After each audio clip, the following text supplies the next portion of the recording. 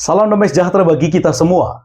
Saya Pendeta Jandri Tumangger akan membawakan ringkasan pelajaran Sekolah Sabat yang berjudul Ahli Waris Perjanjian Tawanan Harapan melalui program Ini Baru Terang.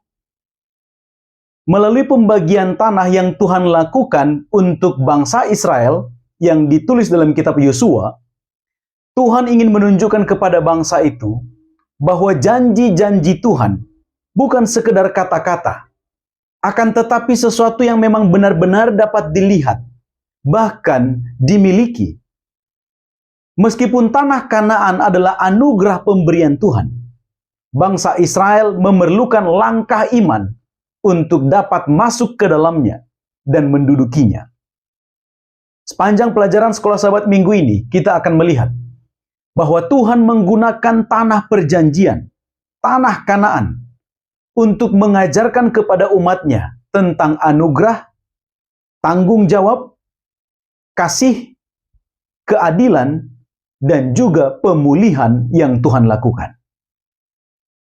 Mari kita perhatikan tabel berikut ini.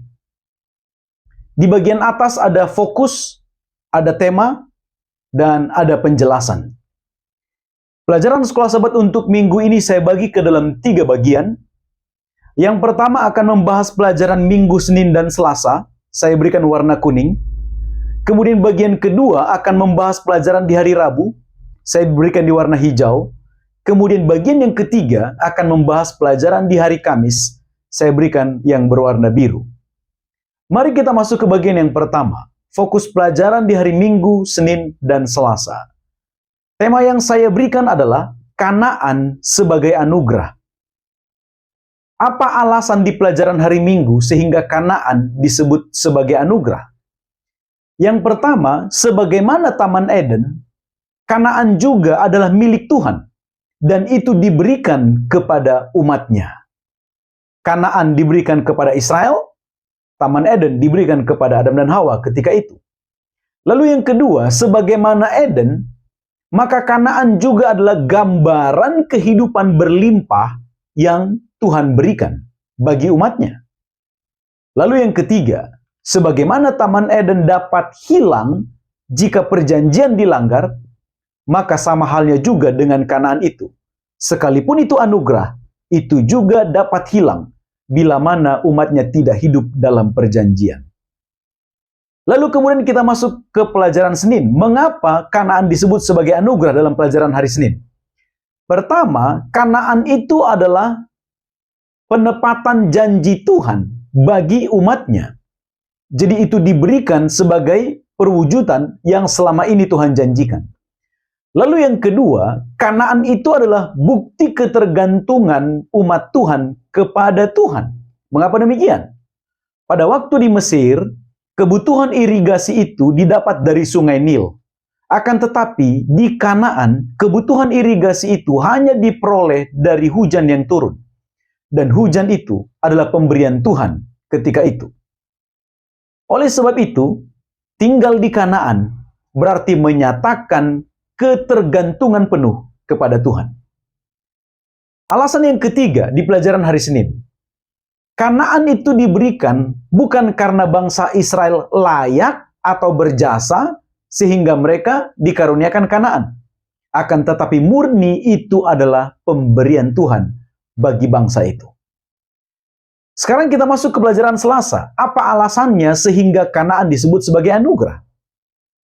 Yang pertama, Israel itu tidak memiliki kemampuan militer untuk menguasai Kanaan. Karena kita tahu, selama kurang lebih 430 tahun mereka diperbudak di Mesir, lalu kemudian 40 tahun terakhir mereka habiskan dalam perjalanan menuju tanah Kanaan. Jadi kurang lebih 470 tahun mereka dalam perhambaan dan perjalanan menuju Kanaan. Maka tidak punya kemampuan militer untuk merebut Kanaan. Lalu alasan yang kedua, Kanaan itu adalah kota-kota dengan tembok yang kuat. Ini juga membuat bangsa Israel tidak mungkin mengalahkan kota itu.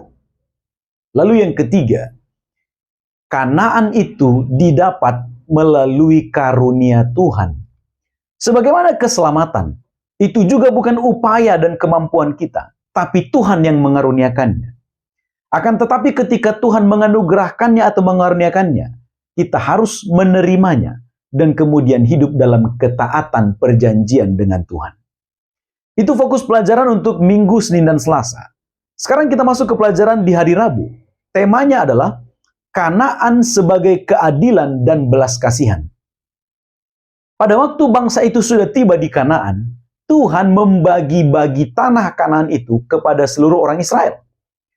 Tujuannya adalah agar tanah itu tidak hanya dimiliki oleh sebagian orang, lalu orang yang lain tidak kebagian.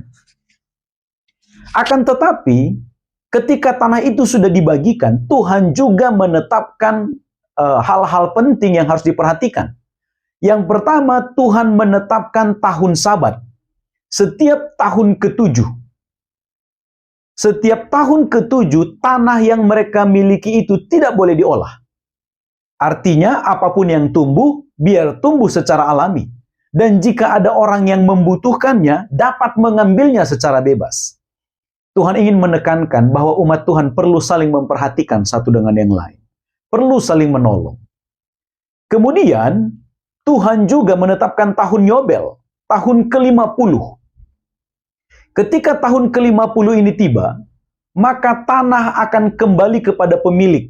Mengapa demikian? Karena mungkin saja si pemilik menyewakan atau menggadaikan tanahnya.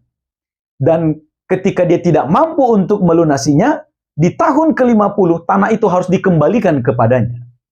Atau jika ada orang yang menjadi budak karena hutang, maka di tahun ke-50 semua orang-orang yang menjadi budak karena hutang akan dibebaskan.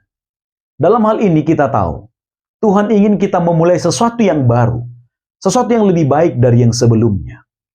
Maka pembagian tanah bagi orang Israel, juga tindakan Tuhan menetapkan tahun Yobel dan tahun Sabat, tujuannya adalah untuk menceritakan atau memberitahukan tentang karakter Tuhan bagi umatnya. Bahwasanya Tuhan itu murah hati, Dia adil, Dia peduli, dan Tuhan itu juga penuh kasih. Maka hal yang sama juga diharapkan ada dalam diri umat-umat Tuhan. Itu fokus untuk pelajaran di hari Rabu. Sekarang kita masuk ke bagian yang ketiga, fokus pelajaran di hari Kamis. Temanya adalah Kanaan baru sebagai harapan. Oleh karena pelanggaran Adam dan Hawa, mereka kehilangan Taman Eden. Mereka diusir dari Taman Eden. Dan oleh karena bangsa Israel tidak menuruti apa yang Tuhan perintahkan, maka bangsa itu kehilangan tanah Kanaan. Untuk waktu tertentu, mereka dibuang ke Babel.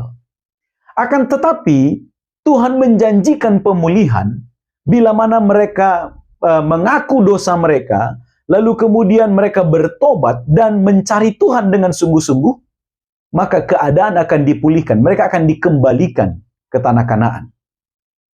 Untuk masa sekarang, pemulihan yang lebih besar, yang lebih tinggi, yang sedang kita nantikan adalah janji Yesus Kristus. Pemulihan yang paling akhir yang kita nantikan adalah ketika Tuhan akan memberikan kita untuk tinggal di dunia yang baru. Itulah kerinduan tertinggi, kerinduan terbesar atas janji Tuhan kepada kita. Maka kita hidup dalam menantikan janji. Dan sebagaimana Tuhan menepati janjinya kepada umat-umatnya dulu, maka hal yang sama juga Tuhan akan lakukan. Tuhan pun akan menepati janjinya untuk kita di masa-masa yang sekarang. Itulah ringkasan pelajaran Sekolah Sabat untuk minggu ini. Sebagai kesimpulannya, Tuhan selalu menepati janjinya. Seperti Tuhan memberikan tanah Kanaan, sesuatu yang memang Dia sudah janjikan kepada umatnya. Maka Tuhan juga menjanjikan kepada kita tentang Kanaan sorgawi, dan itu pun akan digenapinya. Yohanes pasal 14 ayat 1-3. Tuhan berkata, "Janganlah gelisah hatimu. Tuhan sedang menyediakan tempat untuk kita semua, dan Dia akan datang kembali untuk menjemput kita, supaya di tempat di mana Dia berada, kita juga berada." Alkitab kembali menekankan janji itu dalam kitab Wahyu pasal 21 ayat 1-3. Pada waktu Yohanes melihat langit yang baru dan bumi yang baru, dan dia mendengar suara berkata, Tuhan akan tinggal bersama-sama dengan umatnya. Ini adalah pengharapan terbesar kita. Inilah pemulihan yang sempurna itu. Pada waktu Tuhan datang, kemudian Tuhan mengaruniakan dunia baru untuk kita tempati. Akan tetapi, dalam penantian ini, marilah kita hidup setia di hadapan Tuhan. Kita percaya pada pimpinannya, sampai nanti dunia baru itu akan nyata menjadi milik kita, dan kita akan tinggal selama-lamanya di hadirat Tuhan. Ini baru terang.